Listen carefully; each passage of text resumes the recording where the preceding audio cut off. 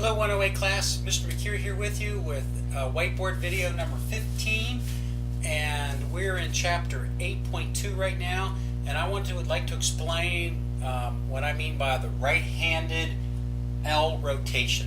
This is something I thought required a whiteboard video so you can see my hand movements, what I mean by how to deal with an exponent, such as this is on page 1 of our class notes, and we're in section 8.2, and it's called rational exponents. And so rationals can go from with the radical sign to exponents, and I want to show that conversion for you. Okay, so here we go. If you look on my class notes, I label these rules B and E. They're on two different pages 1 and 2 actually, now that I think about it. I think rule E is on page 2. And I want to show an illustration of how you use the right-handed L rotation. So let me come over here, and so we're going to work an example here. And so here's the deal. Here's the theory. Here's the lawyerese rule here. I'm going to stick with the letters that the book used. So A represents the base. M divided by N is an exponent. Okay, it's got the numerator and a denominator to it. And so you can go from a base raised to a fractional exponent to a radical form. And this is where the right-handed L comes in. So here's what you do. Pull up your right hand and make an L with it. Okay, so you can see I've got kind of a backwards L. Got my thumb going out, got the index finger going up. Let that represent the exponent, the fractional exponent. So my index finger is the M, aka the numerator, and the N is the denominator. Now I want you to do the right-handed rule is the rotation going clockwise. So I'm going to take this and rotate it clockwise. So that's the right-handed rule. So what I mean by that here is I'm going to go from fractional exponent to radical form. I'm going to rotate, and the denominator N now comes outside, becomes the index number. That's the index number, and the denominator of the fraction slips down underneath inside the radical.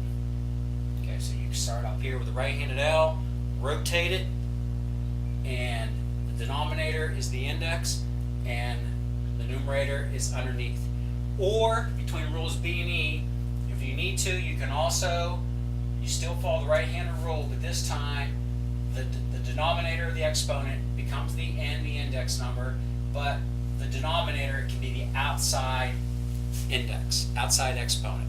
Okay, excuse me, outside exponent. So this represents outside exponent. I don't know if you can see that or not. Yeah, I guess you can. Outside exponent. Okay, so you have your choice of either way to go here, and I want to use an example. This is on page 2 of the notes, right in the middle. And I'm going to go ahead and take 8 as the base raised to the fraction 2/3. Again, this is the denominator, that's the numerator. And we're going to try the right-handed rule.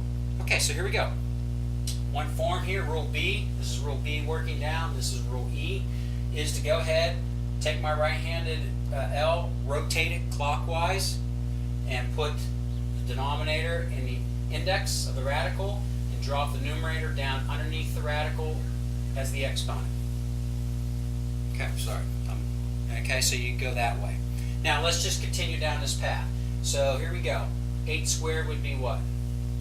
64. We're still going to take the cube root.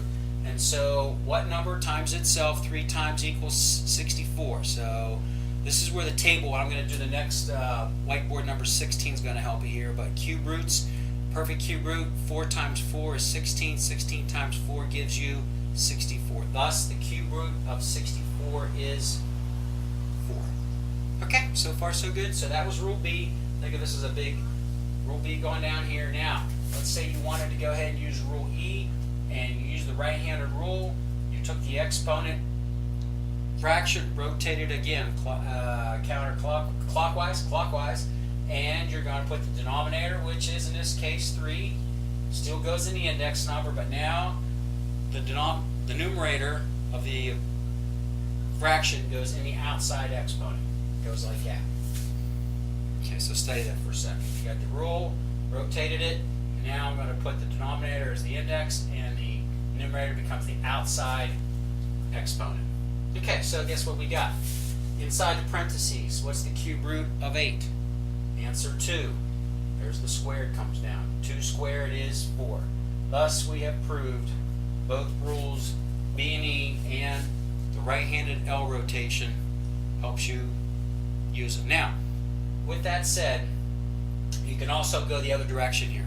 And so what I mean by here is you can start with a radical that's got 8 squared, with the 3 is the index number, and if you want to write it as a base with an exponent, meaning you're going to leave the radical right in an exponential form, take your right-handed L and rotate it counterclockwise.